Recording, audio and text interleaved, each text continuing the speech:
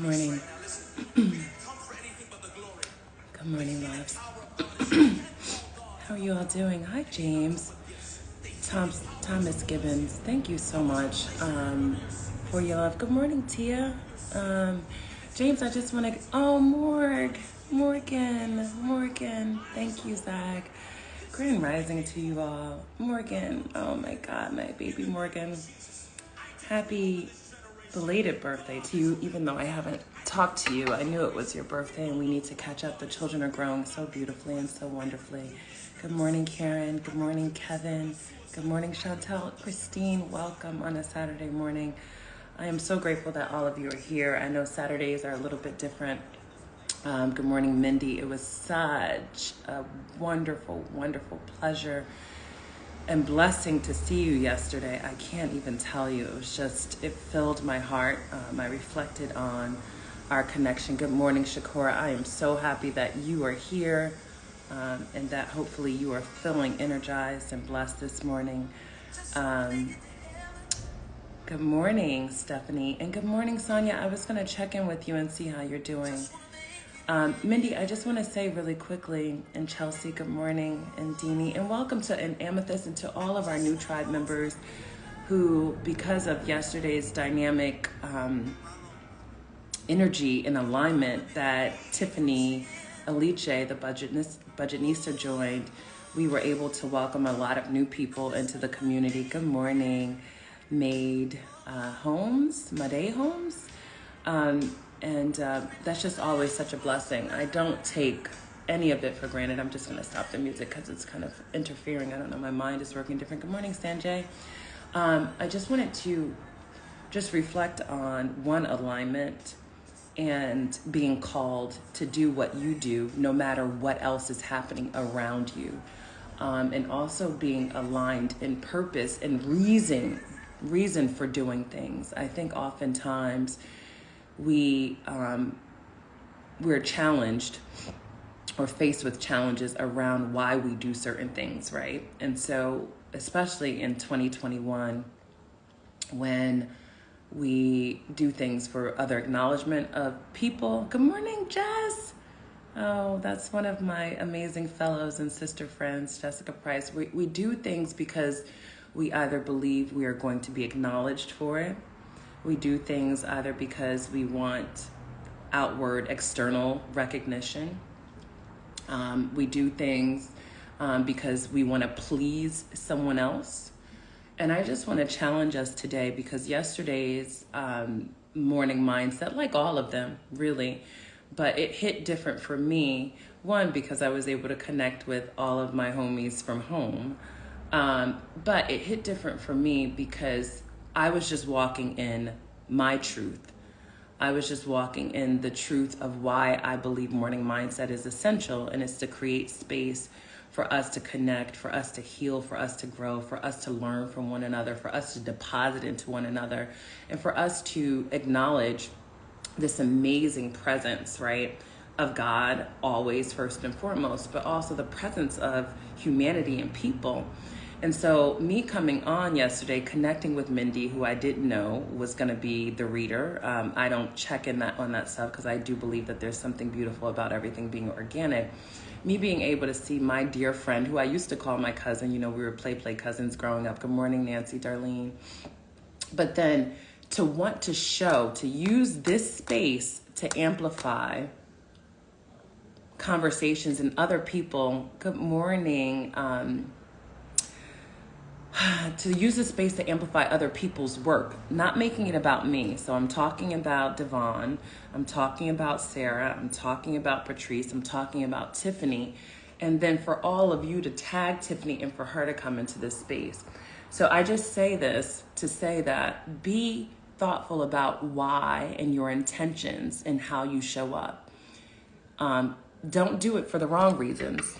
Do it for the right reasons, and the right reasons are to exemplify your truth, to show up and magnify and anoint the presence of God, and also to shine a light on others. And so I was deeply humbled by that yesterday, and I got so many messages from all of you about like how many people were in the live, and that's beautiful. I'm grateful for it. But again, let's go back to it. We want this word to expand in this community and this tribe to expand, but not for any other reason besides we want to touch people, help people, support people, connect with people in a way that is going to be meaningful for everyone's growth. And so I just wanted to share that. Be intentional about your intentions. Be intentional and thoughtful and purposeful about your intentions. And challenge yourself to think about why you show up and do things, why you say things, why you respond in ways that you do. And is it righteous? And is it just? And is it supportive? And is it, of God? And is it without ego? Is it without ego? Is it without ego? Because it's so easy for us to be human, because ego is human, right? Ego is human, but we have to be very thoughtful about checking our ego so that way we can show up in the glory that we're intended to show up, so that way more glory can just be given. So I just wanted to share that. All right. Let's see. I am bringing in this morning. Oh, goodness gracious. This is going to be a funny one. Janelle, come in here and act right today, sister. No, I'm just kidding. Janelle is a trip. She is a part of the amazing tribe of people that, and if you have a question for me, I'm trying to see where Janelle is. Janelle, are you here? Oh, I see Yasmin is here. Good morning, Yas. And thank you for that word this morning. Janelle, let's see if Janelle, to meet her face to face. Ego is edging God out. You say it, I mean, we've heard that acronym so many times. I was like, girl, good morning, sunshine. How are you? Aren't you so beautiful? Wait, where are you? I'm at home, but this is my self-tape wall. But where are you? Or what part of the world and country are you? Oh, I live in LA. You're up and dressed at 8:30 in the morning? I got on, this is a robe. I got on the same thing you got. But what's going on with your hair? You flat ironed your hair this morning? No, girl, I just put it up in, we're not doing this. We're not doing this. Not today. We're not doing this. I had to show up a certain way for you, Ty. Don't play me. Janelle. If I had to get up at 3 o'clock in the morning and flat iron this hair, it was for you. It was for you. It was for the tribe. So let me just tell y'all, Janelle, good morning. It's so nice to meet your beautiful. Did you fill in your eyebrows this morning too? Yes. I'm not, yes. She said, listen, I'm gonna show. And wait, is that blush too, Janelle? Listen. This is called the Saturday morning beat. Mindy even said you looked amazing. So let me just by way of my experience with the wonderful, crazy ass spirit and energy that is Janelle. Because you are wonderful and crazy as hell at the same time. And I love it all. Janelle is a devoted member of the tribe who keeps us all laughing. You literally crack me up. If I get a text from this woman, I'm just like, can I do this right now? You are just amazing. So thank you for saying yes this morning. While you make sure your beat is right, let me make sure all this makeup is off my face. Look, we just doing opposites this morning. I mean, I didn't have time to laminate my brows, so I had to fill them in a little bit. They look good. They look really, really good. No, so tell me about you, because this is our first time speaking live, Janelle. Tell me about you. I know that you're an actress, also yes. a comedian, but tell us a little bit about you so that way we know, and also tell us how we can support you. Well, I live in LA. I'm originally from New Jersey. Are you where? South Jersey, near Philly. Oh, that don't count. That's Philly. How do I X out of this? Okay. I grew up 30 minutes from Philly, so I grew up in Willingboro. Oh, I know Willingboro. We know Willingboro. That's where all the Black people moved from Newark in the early 80s. Really? And there was such a huge migration of Black and brown people moving from Newark and Essex County down to Willingboro. But I know a lot of people from there. Actually, Roberta's from there. Janae Ingram is from there. Okay. Yeah, there are a lot of people down there, but yeah, so Willingboro. Okay. And how long have you been out here and how long have you been acting? So, well, so my father was in the Air Force. Okay. So I grew up in Willingboro from like third grade, and then I went to college in Virginia. So then once I graduated college, I was doing some shows in Richmond, Virginia, whatever. And then this friend of mine was like, oh, I got this show and I don't want to do it because I'm getting married and you don't have to do anything.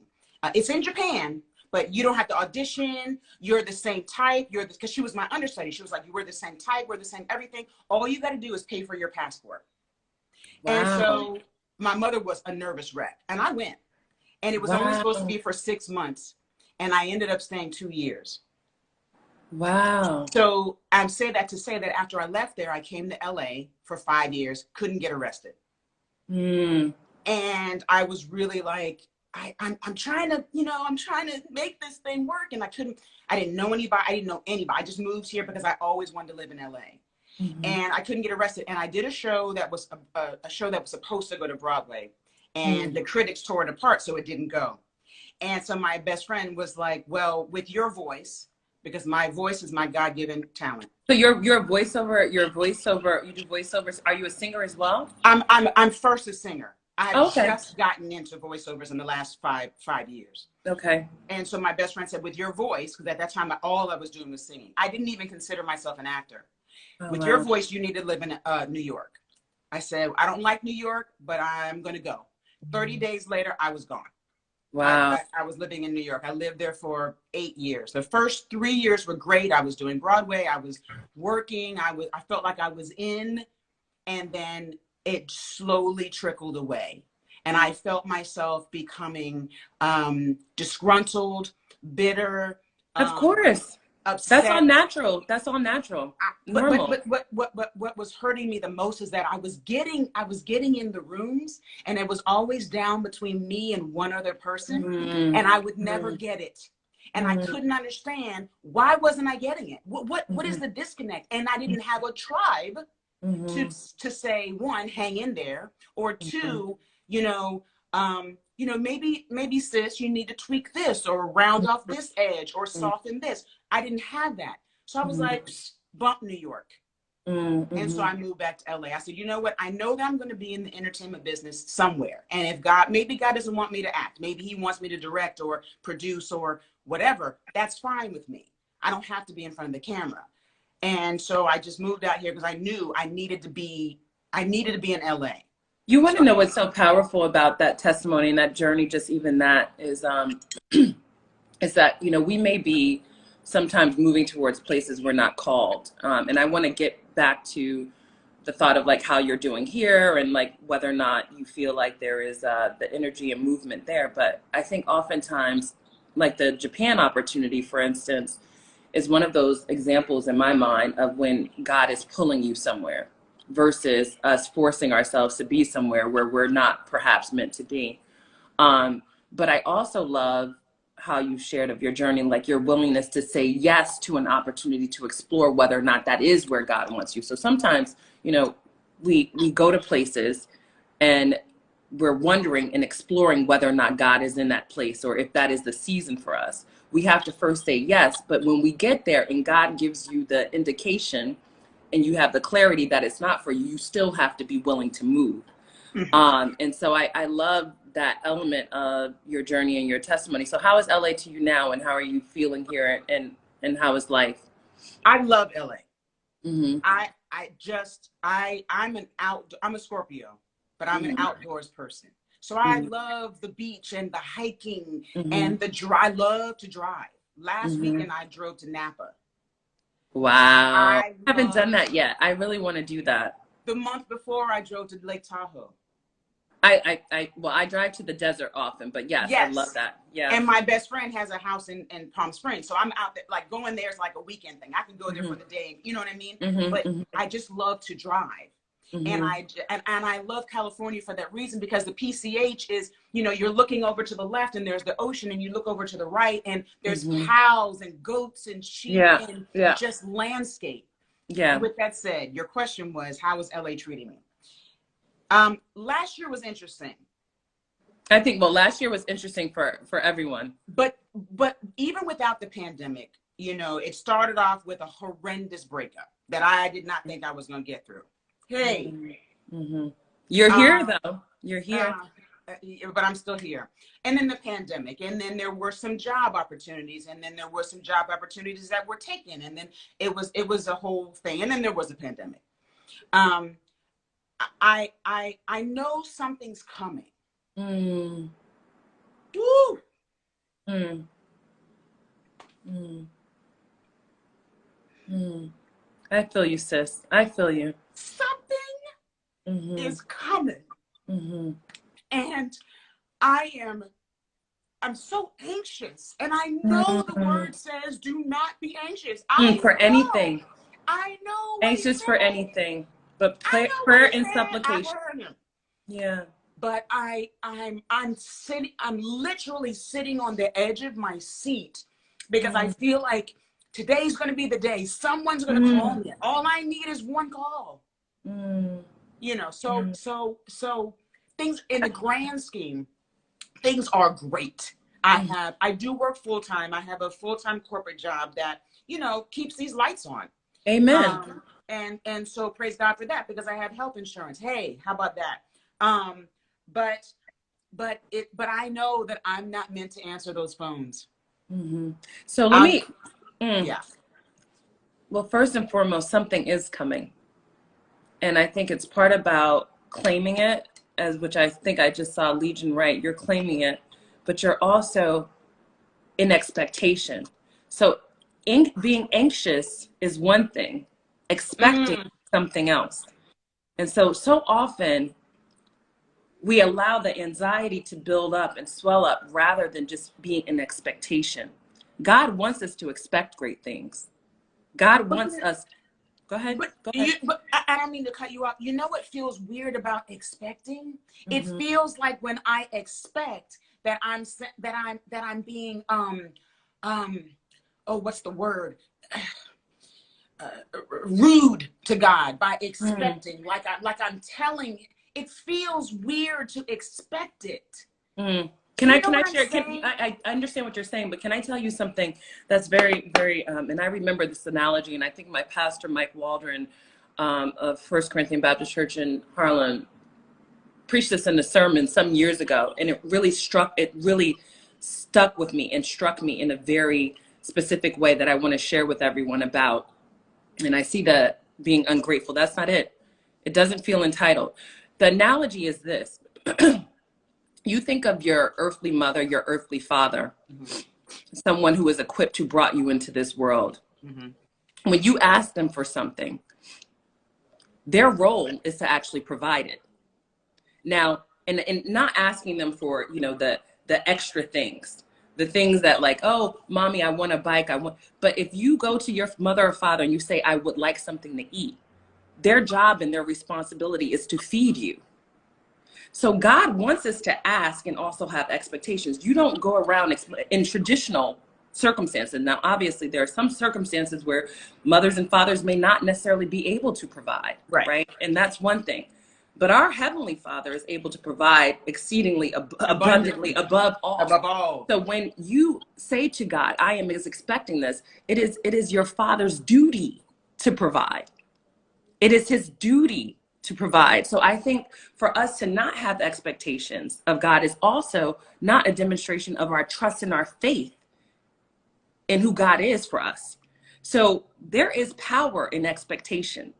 There is power. Now, what we have to also do is be able to be rational enough and reason enough to know that in that trust, our season might not be his season.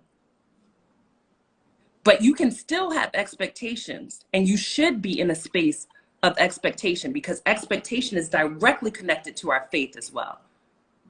Now, your deeds and your actions in that space, you're still showing up to the job that you have currently that's keeping the lights on. God instructs us, thank you so much. The great provider, the great I am, is that there is going to be provision made. And you have to expect, you have to have faith, and you have to continue to act in not only in word, but in your deeds. So that way you're meeting and knowing that God is going to provide. So let me just tell you, sis, it's obviously clear that you have talent. That's been demonstrated just in this moment here with you, but also in our chats. You have talent, but also listen closely about where God is directing you. Mm-hmm. And where you're supposed to be. It could be LA, it could be, singing, it could be acting, it could be comedy. Also ask like where you're supposed to be planted. So that way in your expectation, you're also hearing, so that way you have alignment about where you're supposed to be. Right. It's coming. Yeah. It's coming. Here's what you don't want to do. You don't want to stop expecting. Let me tell you about people who stop expecting. That's what you talked about before, that bitterness. Mm-hmm. That anger, that disappointment, that resentment. That's the energy that you don't want. Can I just say one quick thing? I Absolutely. think, and I know this is a mind shift that needs to happen. I think when I was younger, you couldn't tell me that I couldn't sing. Mm-hmm. I believed that I was good, and I feel like there were certain rooms that I got into, and I got to, you get on Broadway, you figure that's it. Like there can't be anything bigger than Broadway in terms of stage. But then over the years, I stopped. I wasn't getting in as many rooms, and so what settled in my mind was, oh, you might not be as good as you thought you were at 20. And so because I hadn't worked, there's been a long time that I hadn't worked. That doubt and that I understand, all that set in. So it's going back to no, you still have it. It's just showing up in a different way. Yeah. No, I understand that. And I think, and I see your comment, Tasha. I think you're right. You also ask God. That's what I said. You have to get clear and get aligned with God to be very clear about where he wants and how he wants you to be. Yeah. But you can't stop expecting. Expectation is directly correlated with faith. That's belief. That's trust. That's knowing. That's desiring. But also we have to be clear about what that alignment is. So we should talk separately, because I want to hear more about like how you're navigating this, because what I will also attest to is that LA is not an easy place. LA is not an easy place, especially in the entertainment industry. Yeah. It's not an easy place to navigate. There are just so many levels that you have to consider when you're out here. But I do want to just challenge you and encourage you to also think about where God is placing you, the things and the opportunities that are being placed in front of you without and with less effort, while you continue to work on those other things that you're working toward and that you want. Are you doing stand-up at all? Oh my God. Never. Okay. No. Okay. I just talked about this last night with my best friend. He said, do you do what about stand-up? And I said, you have to have a very thick skin to do stand-up. So develop the thick skin. You be coming all up in my chats with all the thickness of skins and. But I just like to make y'all laugh. Like stand up is, you got all the heckling and all of the, my mind is thinking, what if that land doesn't joke and nobody laughs? Then I'm going to get defensive and then it's going to go. So I'm like, no, just make the people laugh in the room. Just. Can I ask, I'm gonna say this, and this is a question for all of us. We understand that we all have these spaces of vulnerability, fear, self-doubt. And it's so easy for us to focus on all of that. And this is just a question that just came to me. Why don't we start asking ourselves, where is our authority? Where is our authority? Thank you, Sea Lakes, but what if you rock it? Where is our authority? Because I think it's so easy for us to really talk ourselves out of things and talk ourselves into things that we don't need to be into, because we're filled with self-doubt, fear, concern of what other people think. But what is our authority? So if we shift that question and that narrative is on its back, your authority is that you like to make people laugh. I love it. So how do you stand in that authority? and not in the fear of what might not show up, though you're standing in your authority. What I is your already know authority? this is something I got to do because it's Where's your authority? I mean, like, if we just okay, change Ty, that. I'll do it. Jiminy crickets. I heard you. What is your authority?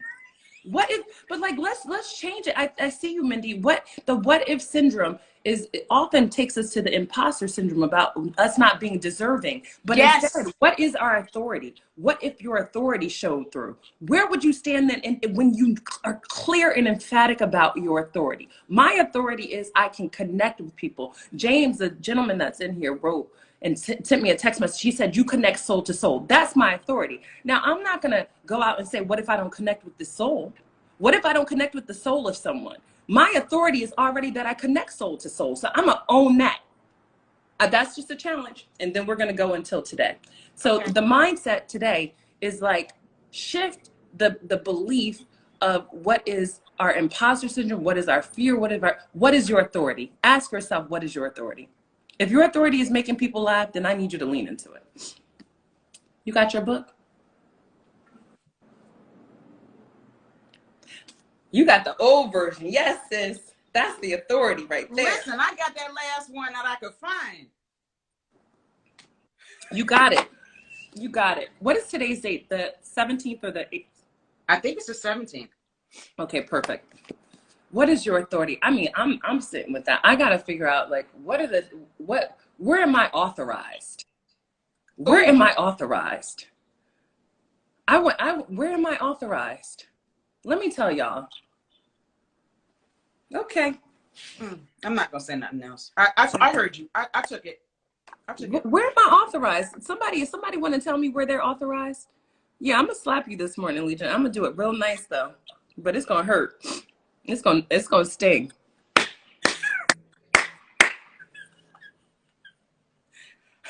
We starting a dance party? All right. You want to start, babe, or you want me to start? This is your show, so I will. This is our space. This ain't my show. This is our space. When you want to start, listen, we're co-producers in this. I will go wherever you want me to go. Go, Janelle. I'm writing with you this morning. You're authorized, sis. Do you want me to start? Go ahead, baby girl.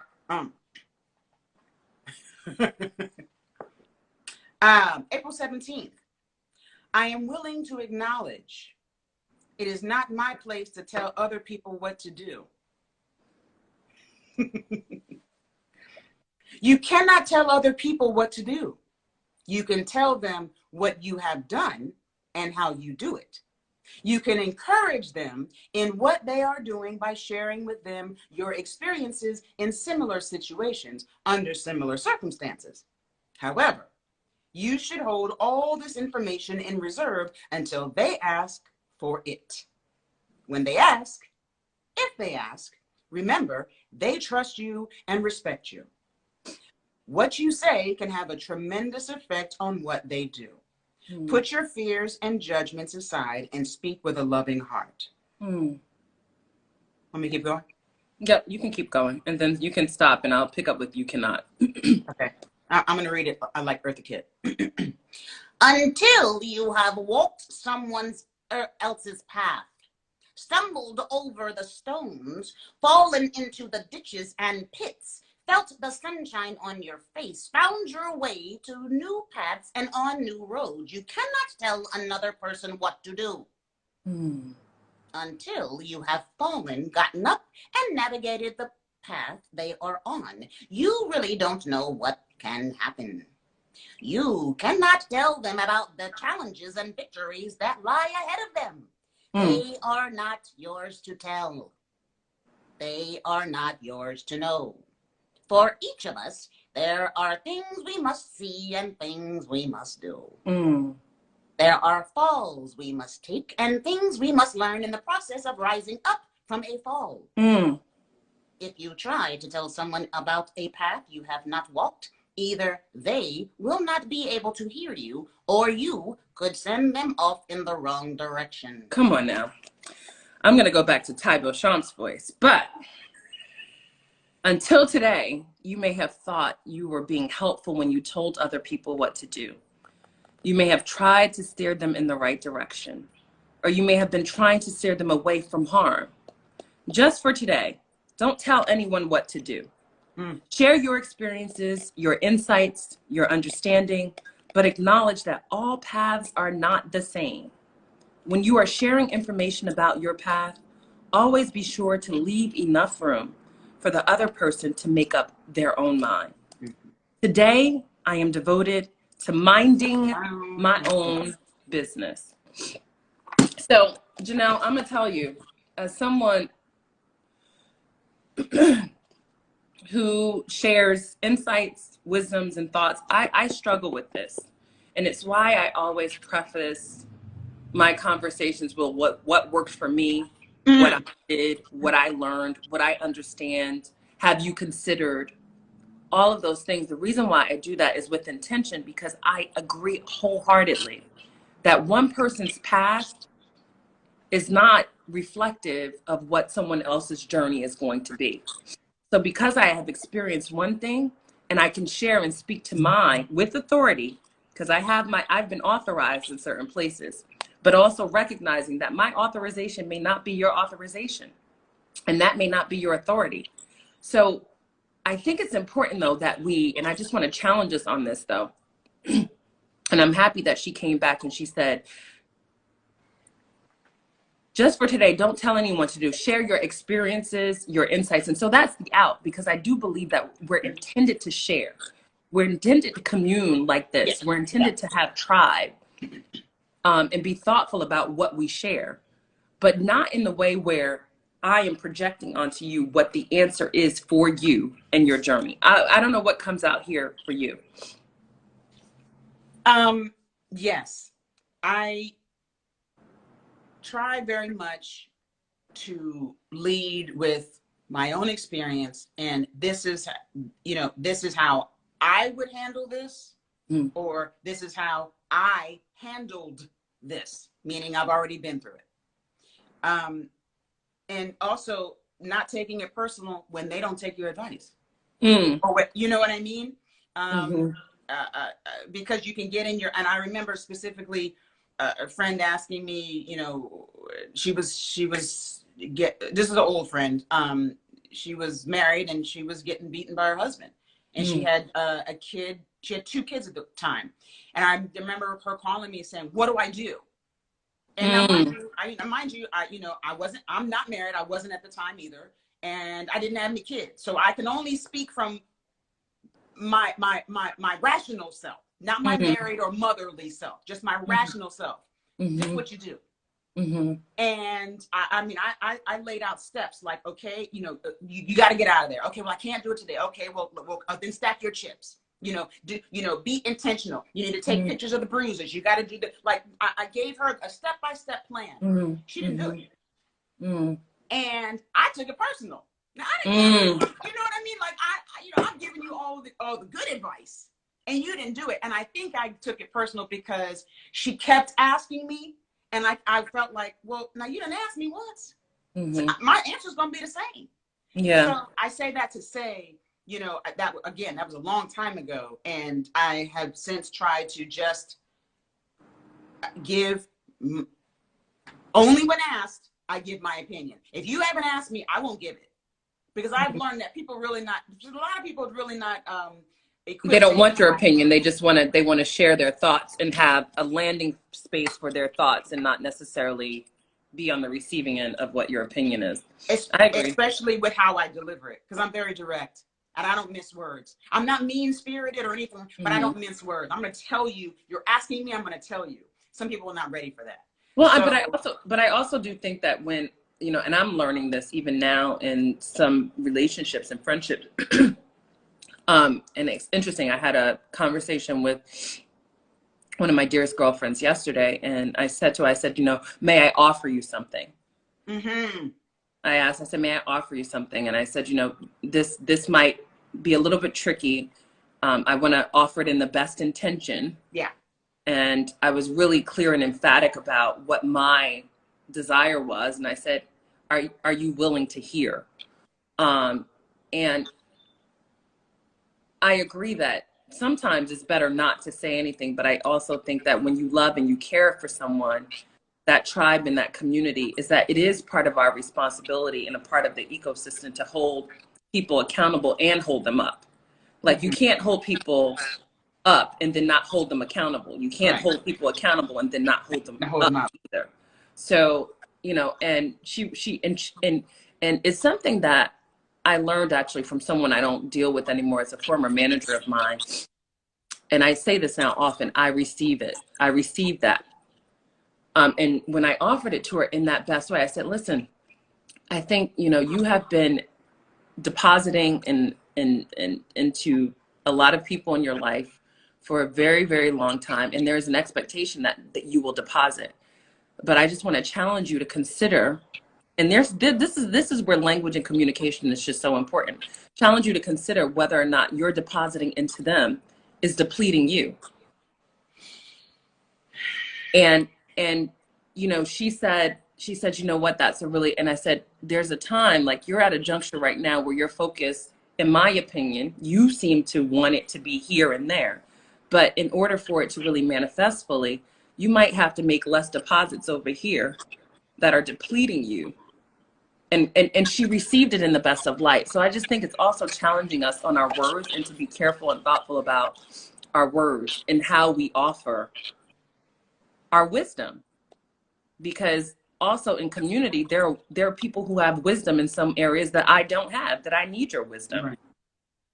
Right. And so I think I challenge ourselves when we say that, you know, we don't mince words and what have you. If you really want it to land somewhere, we might, you know, we don't have any control over the wind, but we have control over how we steer the plane in order to get the most safe and sound landing. Mm-hmm. So, you know, I think it's important, though, that we're about that and not just mind our own business for the sake of saying let them fly on their own, because I think that that's irresponsible too. That's my opinion. All of it. Okay. I mean, yeah. Great.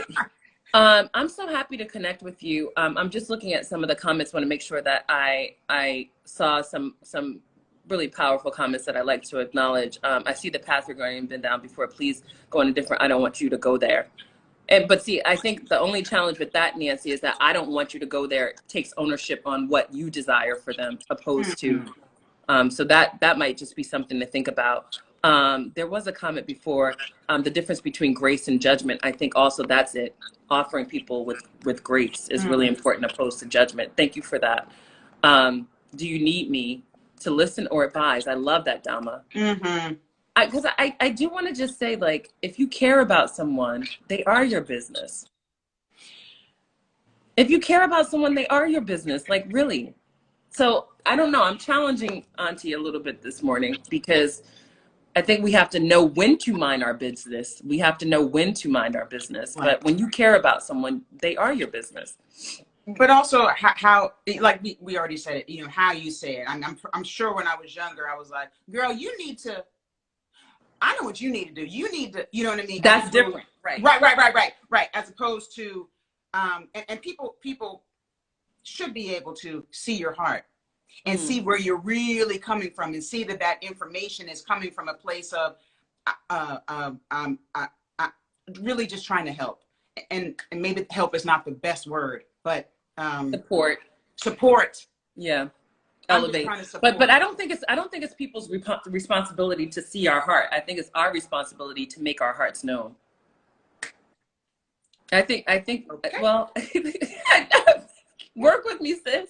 Yep. But I'm just right. You know, I think when we make our hearts known, I'm thinking about one specific relationship that I have where I know this person's heart because this person is very close to me. But are their hearts, do they make their heart always apparent to me? No. And I have to discern and decipher. And then unfortunately, that creates a level of imbalance in our relationship that also creates sometimes difficulty and resentment on my part. But I think I don't know. Go ahead. A question for you, like your bestest friends.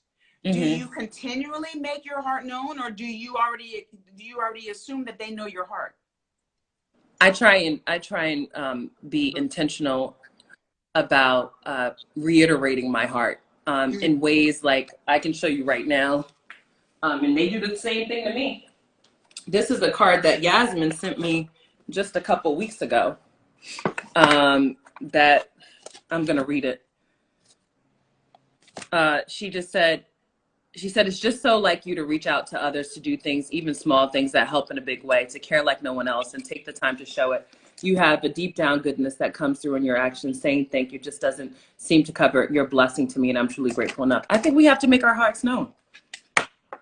I think that that's our responsibility, as that's our authority too.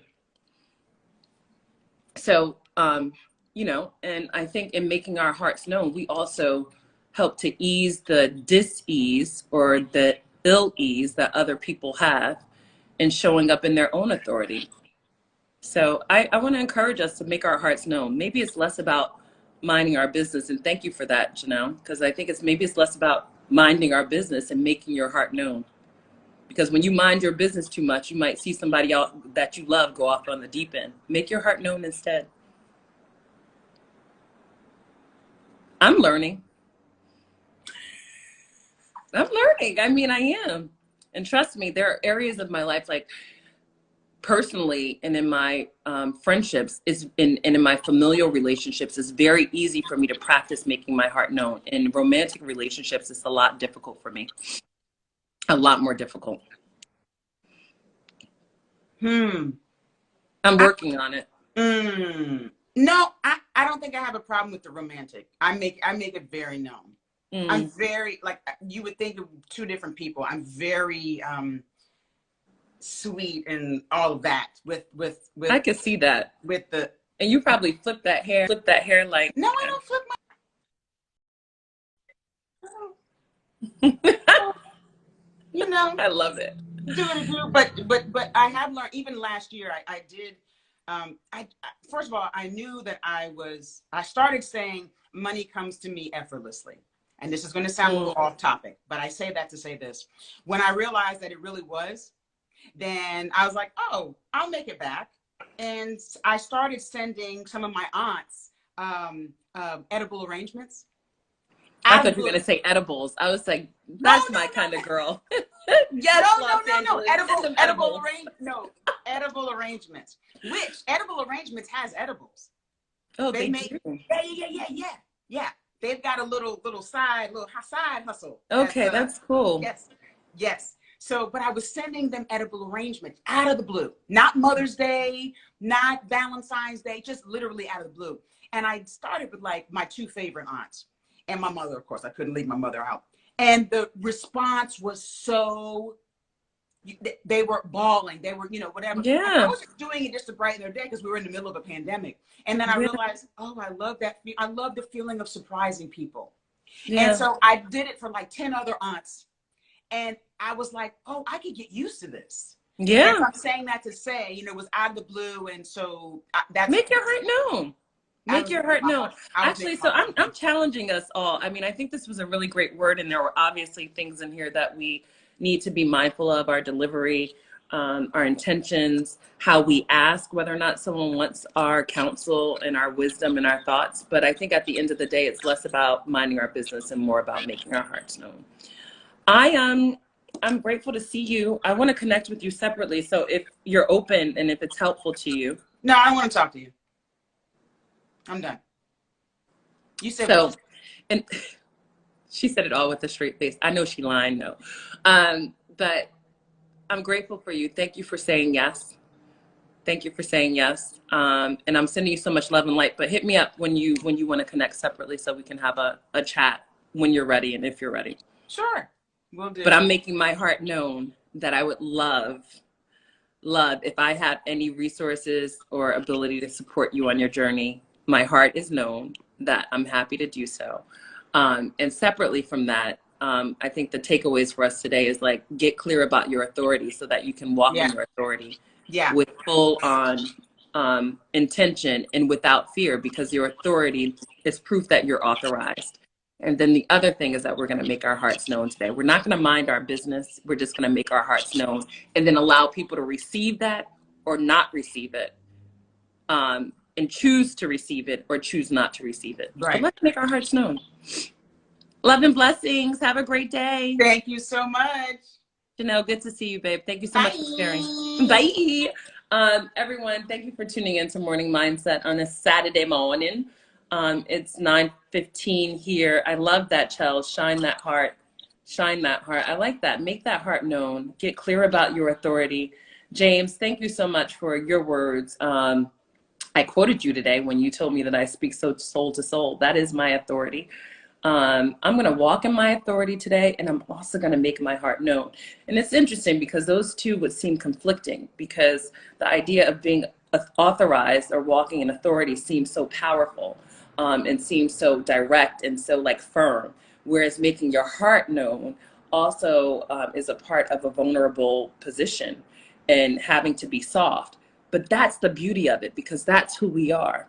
We're neither one thing or the other. We're actually the confluence or the aggregation of the two or more. And that is what makes us so dynamic. So as you walk in your authority, know that your heart is a part of your authority. I needed this today, child, because let me just tell y'all, I don't be showing all the love that I be needing to show in areas. So sending you all love. Tasha Lewis, you are a gem. I love seeing your comments. So thank you so much. Jazzy, thank you so much. I will see you all on Monday. Guess what? At 6:15 a.m. PST. We're changing the time again. I'm sorry, but I'm not sorry. We're changing the time again. I want to try and get more of our LA tribe in during the week. And I can't, sugar, you're back, and you're back. And I can't do 6:30 because that's just too late in the morning for me. So we're switching the time to 6:15 a.m. PST during the week. Again, hopefully that works for everyone. We will see.